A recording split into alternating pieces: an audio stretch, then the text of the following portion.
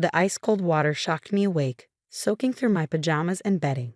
My father stood over me, empty bucket in hand, his face twisted with familiar disgust. "It's 2 p.m., Sophia. Another day wasted in bed. What's wrong with you?" I tried to explain that I'd been up until 6 a.m., fighting to fall asleep as usual, but my words slurred with exhaustion. At 23, I'd spent nearly a decade being labeled the family disappointment, the lazy one, the unmotivated one, the one who chose to sleep her life away. "I'm trying, Dad," I mumbled, struggling to keep my eyes open. "I just can't stay awake. Can't or won't." He threw open my curtains, the afternoon sun feeling like needles in my eyes. "Your sister manages to work 2 jobs. Your brother's in medical school. And you? You can't even keep a part-time job at a coffee shop." He wasn't wrong about that last part. I lost my 3rd job this year after falling asleep during my shift. Again. The manager had been surprisingly kind about it, but the outcome was the same. Another failure to add to my growing collection. "Get up. Get dressed. Your mother's having the family over for dinner, and he will not embarrass us by sleeping through it." Again. After he left, I dragged myself to the bathroom, my body feeling like it was moving through molasses. The mirror showed the familiar dark circles under my eyes, the pallid skin, the perpetually exhausted expression that had become my default look. My phone buzzed with messages from my siblings in the family group chat.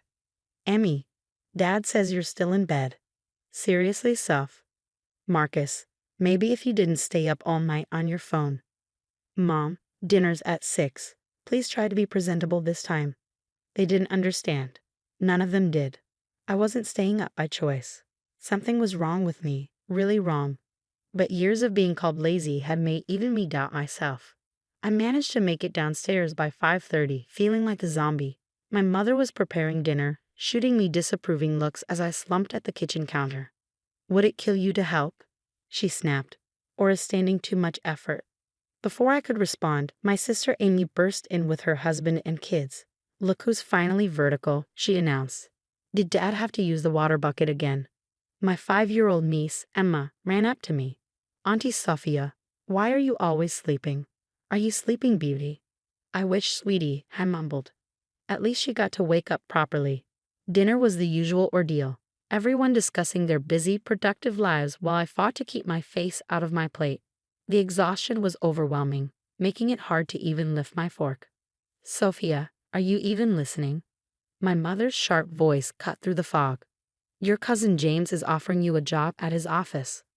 I tried to focus on James's face across the table, but my vision was blurring. "I don't think." "She doesn't think," Marcus interrupted. "That's the problem. Too busy sleeping to think about her future." The room started spinning. I felt my head nodding forward and jerked it back up, only to see everyone staring at me. "This is ridiculous," Dad exploded. "You're falling asleep at the dinner table like a narcoleptic." That word, narcoleptic, triggered something in my Aunt Susan's expression. She'd been quietly observing me all evening, and unlike the others, her face showed concern rather than judgment. "How long has this been going on, Sophia?" she asked, cutting through the family's grumbling. "Years," I admitted. "Since high school. I can't stay awake. No matter how much I sleep, I'm always exhausted. And at night, I lay there for hours, unable to fall asleep properly." "That's not normal," Aunt Susan said firmly. She turned to my parents. "Has she ever had a sleep study?" "A what?" Mom scoffed. "She doesn't need a study. She needs discipline." "Actually," Aunt Susan continued, "these symptoms sound like a serious sleep disorder. I work with a neurologist who specializes in sleep medicine. I'm making her an appointment." "This is ridiculous," Dad started, but Aunt Susan held up her hand. "No, what's ridiculous is watching my niece suffer for years while everyone calls her lazy. This isn't normal teenage sleep patterns. This isn't depression. This is something medical, and it needs to be investigated." For the first time in years, someone was taking me seriously. I burst into tears, the exhaustion and relief overwhelming me. "I'll pay for it myself," Aunt Susan announced when my parents started to protest. "Sophia, we're getting you help." As my family sat in stunned silence, Aunt Susan helped me up from the table. "I'm taking her home with me tonight.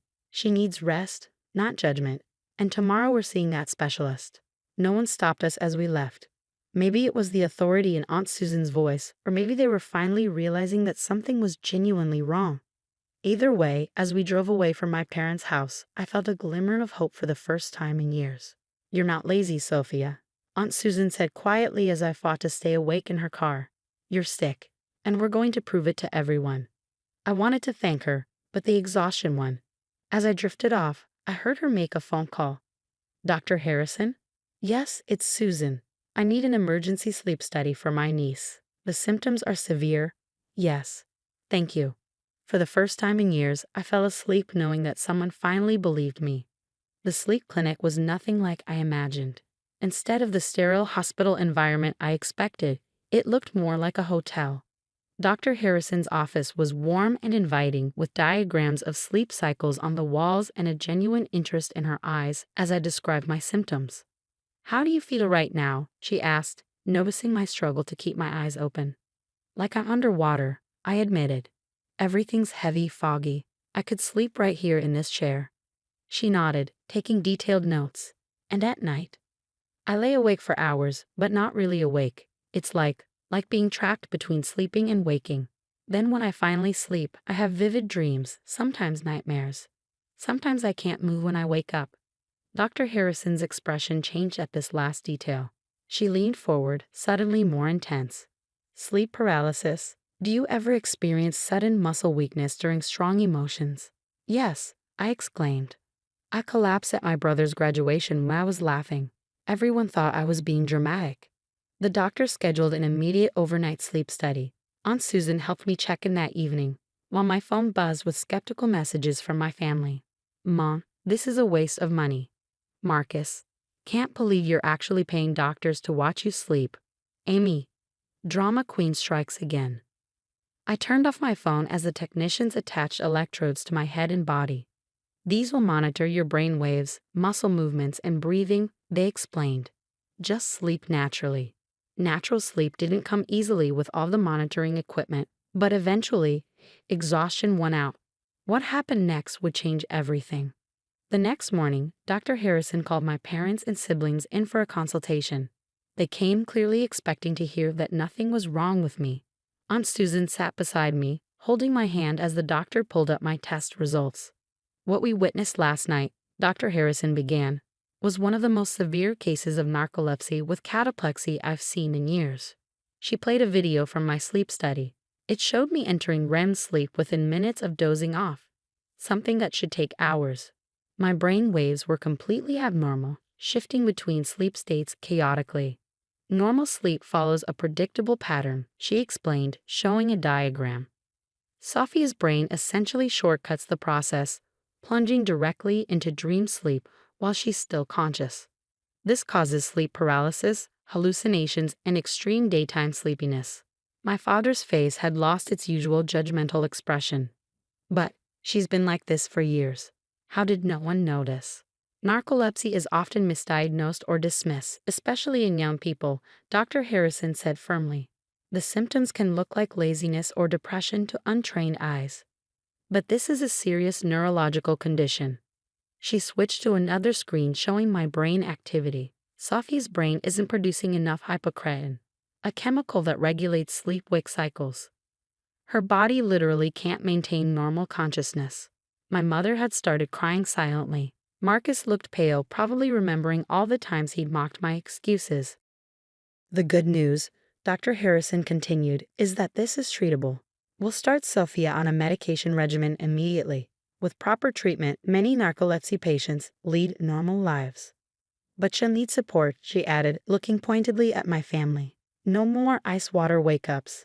No more accusations of laziness. Her brain is physically incapable of maintaining normal sleep patterns without medical intervention."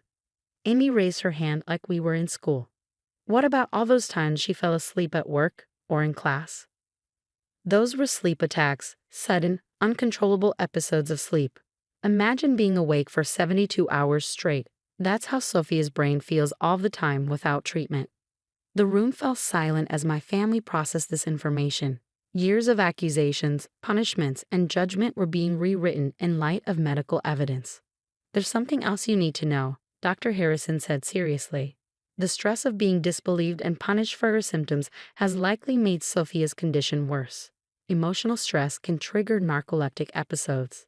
My father put his head in his hands. All those times he yelled at me, dumped water on me, called me worthless. He'd actually been making my condition worse. Treatment starts today, Dr. Harrison announced. But medical intervention is only part of the solution. Sophie needs a supportive environment to manage this condition. Aunt Susan spoke up. She'll stay with me until we get the medication sorted out. My house is quiet, and I can help monitor her symptoms. No one objected. For once, my family seemed to understand that they weren't equipped to handle this. I've also written notes for your previous employers, Dr. Harrison added. With proper medication and workplace accommodations, you should be able to maintain employment. What happened before wasn't your fault. As my family filed out of the office, each lost in their own thoughts, I felt a weight lifting, not the physical weight of exhaustion that would take time and medication to address, but the emotional weight of being disbelieved for so long. Ready to start treatment? Dr. Harrison asked kindly. I nodded, finally allowing myself to feel hopeful. For the first time in years, my constant exhaustion wasn't a character flaw or a moral failing. It was a medical condition, and more importantly, it was one we could treat. Aunt Susan squeezed my hand. Let's get you home and rested. Tomorrow we start fresh. 3 months into treatment, I sat in Dr. Harrison's office for my follow-up, clutching my sleep diary with pride. The medication had transformed my life in ways I never thought possible. Your sleep patterns are stabilizing nicely, she said, reviewing my charts. How are you feeling? Like I'm finally awake, I replied, still amazed by the difference. I can tell when I'm actually tired now, not just constantly exhausted, and the sleep paralysis episodes have decreased significantly. The medication wasn't a miracle cure. I still had narcolepsy and always would, but it made my condition manageable. I learned to schedule naps, recognize my triggers, and advocate for my needs. My family was still adjusting to the new reality. Mom had thrown herself into researching narcolepsy, joining online support groups for parents of people with sleep disorders. Sometimes her enthusiasm was overwhelming, but it was better than the previous denial. Your sister called me, I told Dr. Harrison. She wanted to know if her daughter should be tested, since narcolepsy can run in families. Emmy had become surprisingly protective since my diagnosis. The same sister who once mocked my laziness now fiercely defended me to relatives who didn't understand my condition. Dad struggled the most with guilt. During my last visit home, he'd broken down completely. I failed you, he'd said, his voice rough with emotion. All those times I punished you, hurt you. I was torturing my sick child. The road to recovery wasn't just medical, it was emotional too. My therapist helped me process years of internalized shame and self-doubt. I had to learn that sleeping wasn't a moral failure, that needing rest didn't make me weak. Work was a new adventure. With proper documentation from Dr. Harrison, I found a job that accommodated my condition. My supervisor had set up a small rest area in the office where I could take my scheduled naps. My colleagues were understanding once they learned about narcolepsy. Remember when you thought you'd never be able to work? Aunt Susan asked during our weekly lunch. Now look at you, Employee of the Month. She wasn't exaggerating. The award hung on my wall at home, next to my sleep study results. Both were symbols of victory, proof that I wasn't lazy, just sick and now healing. Marcus had come to visit last week, bringing medical journals about narcolepsy from his studies. We covered sleep disorders in class, he'd said. I kept thinking about you during the lectures. How did we miss the science for so long? The answer was simple. We'd all been trained to see sleep as a choice, as something that could be controlled through willpower alone. My condition had challenged that belief, forcing everyone to reconsider their assumptions. Even my young niece Emma had adapted. Auntie Sophia needs her special rest time, she'd tell people seriously. Her brain works different, but she's still the best aunt.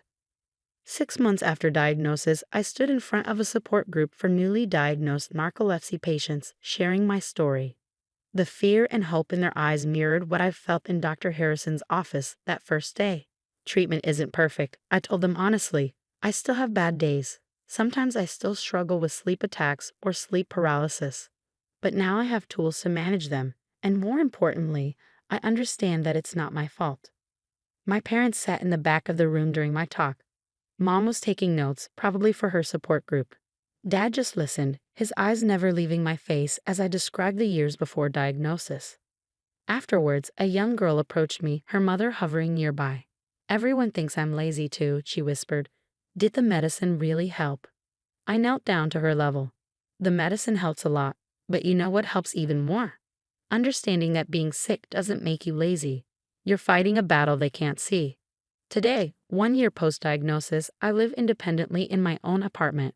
My medication schedule is posted on the fridge, my nap times are clearly marked in my calendar.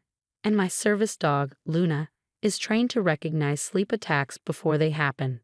My family has transformed from skeptics into advocates. When a distant uncle made a comment about me sleeping my life away, my father actually threw him out of the house. "My daughter has a neurological condition," he said firmly.